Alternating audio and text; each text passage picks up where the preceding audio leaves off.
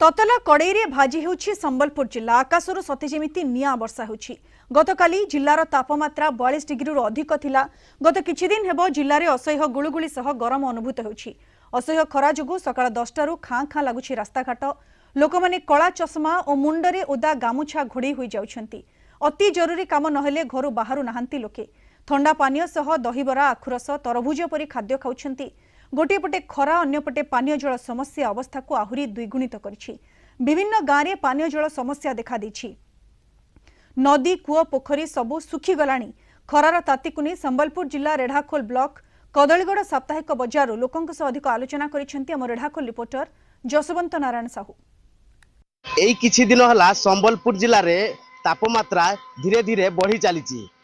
पाखापाखि तापमात्रा रहुची 42 degree रु उपरे, जहा फल रे कि जनजीवन गोटे प्रकार अस्तव्यस्त हो पड़ानी।